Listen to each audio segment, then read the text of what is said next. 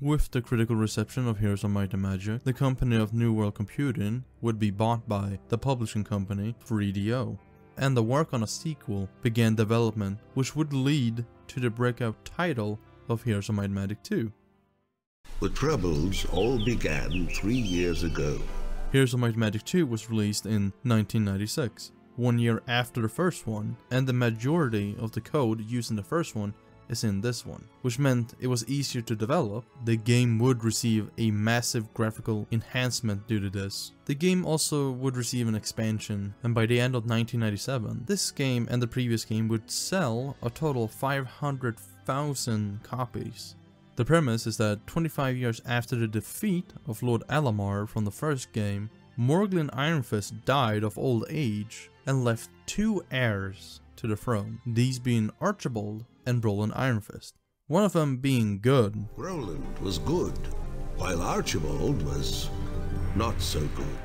Archibald assassinated the royal seer to secure his place as the ruler, and Roland flees from Castle Ironfist before being detained. In the campaign, you are taking control of the general, who can pick a side, either to be with Roland or Archibald. And one thing I have to comment before breaking down the gameplay is that they have added in cutscenes now to represent the intro for the stories. And they also have these cutscenes after completing a scenario in the campaign. The game uses the same template as the first one, but they have improved on things massively, mainly having to do with graphics. I generally don't talk about graphics in games because one of the most popular games of all times is cube oriented, but I generally look into the gameplay and story of games. But these graphics have been condensed a lot from before, making them smaller, but it also goes into how combat functions now, as they gave more frames of animations for movement and attacking. Overall, it's a massive improvement. The game uses a top-down overworld to represent castles, resource buildings, adventure map objects, creature dwellings, and neutral army guards. The first thing I want to cover is that they have added in 2 more factions that became a mainstay in the series, those being the Necropolis and the Wizard faction, making it a total of 6 factions in this game, with Knight, Barbarian, Sorcerer, Warlock, Wizard, and the Necroman faction. Castle building has been updated. A lot of the functions still have overlapping buildings, but they have more uniqueness with them now. They have added in buildings that are special for each faction, which adds in some extra bonus, like how the Warlock faction can produce more gold, up to 175 gold a turn. The Necropolis has Storm, which gives +2 to spell power when defending the castle, and the Sorcerer faction has +2 luck when defending the castle. Then the last ones are the tier 1 bonus buildings, where building it gives you more of the tier 1 unit in each faction. They added more things for castle sieging, like a moat, 2 archer towers instead of 1, which once again doesn't seem to be able to be destroyed. They added in a fucking portcullis now, so you can actually leave your own castle if you're defending.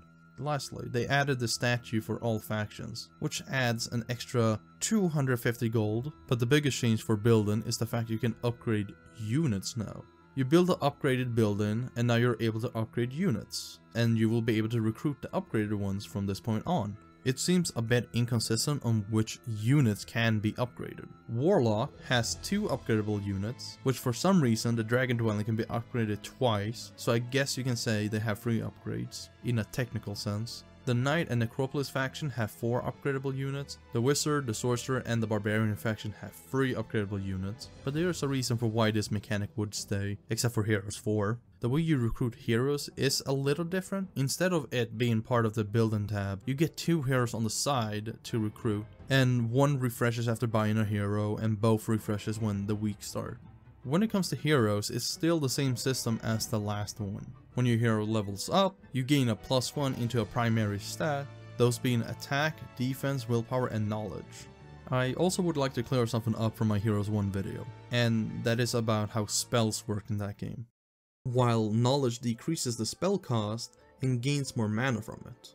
As it turns out, the spell mechanic is far more complicated, as the amount of times you can cast a spell is your knowledge stat when you learn the spell. So if you learn a spell with 2 knowledge, you can cast it twice. The reason for why I'm correcting this is because Heroes 2 was the one that introduced the mana-based spellcasting into the Hero series.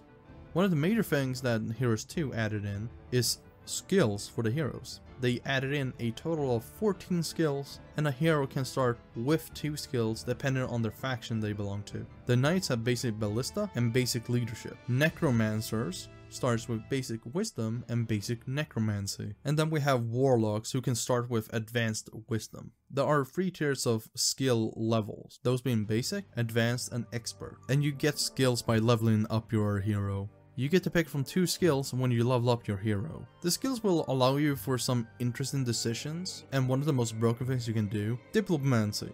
Diplomacy is a skill where if you have expertise, it can allow you to recruit higher and more rare units for a price in gold. One of them being able to recruit Ghost. Ghosts are a neutral unit that can be recruited from barrow mounds, but the strategy with them is to find a neutral army peasant stack and let it grow for as long as possible. The reason for this is because anything that a ghost kills will be turned into ghost, which leads to having the strongest stack in the game by killing peasants because they have 1 HP. So any damage you do will just create another ghost.